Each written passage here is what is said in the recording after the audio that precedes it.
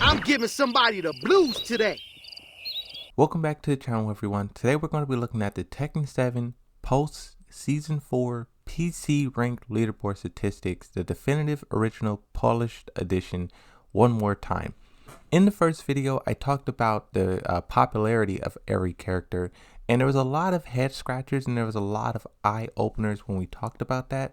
A lot of characters went up, but most characters went down. It was a lot of red all over that sheet, and I was just sort of breaking down why I think that is, how buffs and nerfs sort of factor into which characters we play. I kind of disagree with the idea that the developers are so strongly deciding which characters we play. They buff this character, everyone is kind of forced to play that character to be competitive, to still be good, right? We see that with Rangchu. He used to play Panda, now he plays Julia, right? I don't think the developers should be buffing and nerfing the characters as much as they have. Hopefully in Tekken 8 things could be different. But for this video, we're going to be focusing more so on the ranks, and I want to look at how the developers are sort of pushing casual players higher and farther with sneaky developer decisions. I think it's very interesting. The first screenshot we're going to look at, this is the cumulative averages of everyone in rank, and what you can see here is rank inflation really taking hold. What I think is interesting about this, okay, so the first column you have post season 3.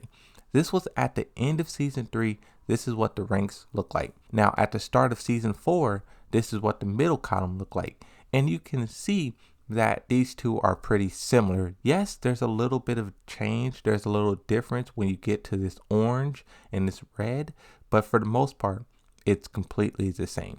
Now, what I think is very, very interesting here in this next section, the ranks got reset. They reset the ranks. That means they set everyone back like 5-6 ranks. There was a glitch going around where some people got reset back even further. I seen there was one person who was commenting, they said they got reset 3 times. So that's 15 ranks they got put back. And now, yes, that person can easily climb out of that, but they will start to run into a problem in that midsection. But I say all that to say, when you look at season 4, the end of season 4, rank inflation is absurd. Now the teal is no longer even on the graph. Now the green and yellow takes over where teal used to be. Orange now replaces yellow. Red now replaces orange. And the most drastic of these, purple is now the new red, and then blue is now the new purple. Now, I don't play ranked. I stopped playing ranked at the beginning of season 4 because rank is complete, utter trash. Rank has fallen so far. You have so many people in there who's plugging. You have so many people in there using busted, broken characters. They're just using some setup that they've seen on YouTube. And me personally, I don't like to fight against that. I don't like fighting against these characters that the developers buffed, and these characters are now powerful. They're designed to win. There was a tweet that I covered like a week ago, 2 weeks ago. But in that tweet, the person was sort of explaining how DLC characters and characters that are buffed are far superior than just the regular characters, right? If your character got buffed, let's say Fang is far more powerful and deadly than almost any other character on the roster, simply because the developers decided he should be that way. And this is the outcome. The ranks now are useless. You have cheaters, you have inflation, you have busted characters, you have bloated. And the reason why I think this is, right, why did the developers push the ranks like this? I think they did this so people feel better about themselves. We always dog on green ranks. Oh, look at that green rank with 10,000 wins. Now that green rank that had 10,000 wins, now he might be a red rank. He's still fighting the exact same, but since inflation grew so much, now he's in red rank and he probably thinks, yes, these 10,000 wins paid off. Finally, I'm getting better. But really, it's just the developers sort of manipulating the system in a way. And to look at this even further, to break it down even further, to see which characters are dominating which ranks. The first rank, Initiate, all the way to Siryu, we cannot see the information. I don't know if it's just too much information to calculate, or if the person just, I don't know, but it's all question marks. But really, I would say those ranks don't matter anyways. Whichever characters people play here, I mean, it would be cool to see what casuals and like people of that skill level is using. I think we would see a lot of Lucky Chloe in there, maybe some Katarina. I think it would be cool to see what's actually in there, but in the grand scheme of things, it doesn't matter. Now, when you look at the end of Red all the way down to Tekken God Omega, you really start to see the true Tekken. Paul Phoenix dominates. This is something that I talked about in the last video. The most popular character in the game, followed by Kazuya, followed by Brian Fury, followed by Armor King, followed by Dragunov, and Fahkumram, and Leroy, and Devil Jin. And we kind of see why that is now. The majority of the players now falls in this red rank and this green rank. And if we look at that, it's dominated by Paul Phoenix. Now, I said for a very long time, and everyone else as well, Paul Phoenix, why don't they nerf him? But it's obvious. Everyone is being carried by how powerful Paul is. Everyone is being pushed so far over the top. And I know this is the thing when I make these videos. I'm talking trash about the most popular characters in the game. That is not a recipe that's not what you want to do, right? You want to talk good about the most popular characters, and you want to talk like, oh, that's cool that Paul Phoenix is doing this. But me, I don't really care. I've been stopped playing ranked. I barely even play Tekken 7, so I don't really care about any of this. But I think it's very interesting. Paul Phoenix gets stronger, stronger, and stronger, and they refuse to nerf him. And this is kind of why. Everyone is being carried by how powerful Paul Phoenix is. If Paul Phoenix got nerfed, let's say if they dropped a balance patch tomorrow and he got gutted, we would see so many players get booted. They would get thrown off the blue, purple, and red doorsteps. That is what would happen to so many players. So many players would get destroyed simply because the character got nerfed. Now, I'm not saying that's right. I'm not saying we should nerf Paul or Kazuya or Brian just so they can be worse. But I'm just saying this is why they haven't nerfed those characters.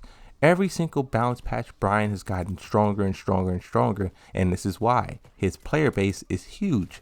Same for Armor King, stronger and stronger and stronger. His player base is huge. So the moral of the story, when you're in this red, purple, and kind of the blue section, whichever the most popular character is in the game is the character that will dominate these ranks. That character will be the strongest, and that character will just win, But let's move on. Let's talk about the top ranks. Emperor, Tekken King, Tekken God, True Tekken God Prime, and Tekken God Omega. Now, Emperor rank, this is the only rank where Fahkumram is the most popular character. And I think that is also because Fahkumram carries people as well. But you have Brian, Leroy, Devil Jin. Now, Brian, when you get Brian all the way to this top section here, you can no longer just spam like orbitals and snake edges. You may get away with it once or twice, but at this point in time, that's when the Brian Fury players really are different from the ones in purple rank. There really is a distinction between the two. And what's funny about this, Paul Phoenix hits a brick wall. These Paul Phoenix players who dominate these like 7 ranks, where are they now? They cannot get out of these ranks. They are only as powerful as the character.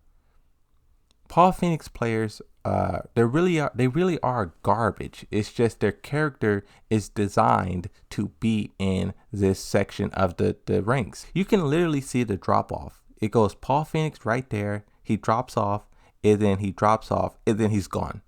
But at the same time, that's when a new monster arises. Fahkumram, Leroy. Now these characters dominate tournaments. These characters can also dominate the high ranks. I think these characters, they have every option, every possibility. They're very hard to stop and defend against, and I'm not surprised to see them being this high up. Now, the Tekken God Omega, this is the top of the top. This is the highest it goes, and you have Harang and Kurimitsu. I didn't even see the Kurimitsu right there. That's very fascinating. People try to discredit Kurimitsu and say she's not good, but she literally has everything that you would want as well. That's why we see her dominating tournaments. There was a tournament that happened, I think, in France. She dominated that. But Devil Jin has been very powerful as well. I think of Devil Jin the same way I think of Paul Phoenix. Paul Phoenix is the character that amplifies a scrub's power. If you're trash at Tekken, you pick Paul Phoenix, you will get buffed. Devil Jin is the same thing, but for high level. If you're really good at the game, but then you pick Devil Jin, your skills would increase drastically. And I think Devil Jin is another character that should have been nerfed quite a long time ago, but they never did it because of exactly the reason I explained. What's interesting about this? Kazuya is here at the top. Now, even though I talk a lot of trash about Paul Phoenix, I think it's completely different for Kazuya. I have a lot of respect for some of the Kazuya players. I would say it's like 50-50. Kazuya has gotten buffed, and I think that can carry players. But Kazuya, at a certain point, you can't just spam hell sweeps and throw out these crazy mids. You will get shut down. There's so many tools in the game to stop that. Power Crush, launch punishers. You can't just do that over and over. So to get this high to Tekken God Omega, the Kazuya player definitely have to be top notch. Without a doubt, you have to be doing something incredible. Even if you look at the Tekken God, True Tekken God, and Tekken God Prime, Kazuya is still back there in 4th place. So the thing that I want you guys to understand, Paul Phoenix players, they are trapped in their ranks. They can't get out of that. Kazuya players, they get out. Brian Fury players, they get out. Armor King, they get out. Devil Jin, they rise up. Paul Phoenix players, I feel like Paul Phoenix is just a disgusting character. His only purpose is to make people feel better than what they are, but at a certain point, that will only get you so far.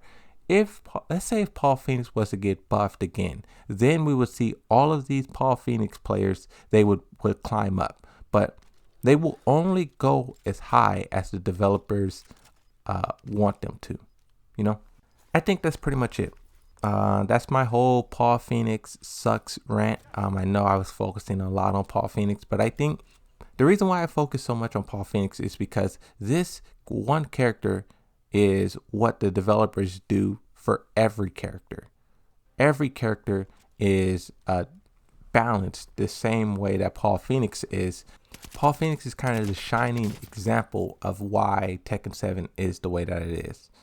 So many garbage players, but you don't want them to feel like they're garbage. So you buff that character to push them over the edge and to push them and make them feel like they're good. Just look at how they destroyed the rank inflation. That's all these Paul Phoenix players. That's really what happened. You have all of these Paul Phoenix players moving up, and that is why everything is so bloated. So that's it. That's all I really have to say about this.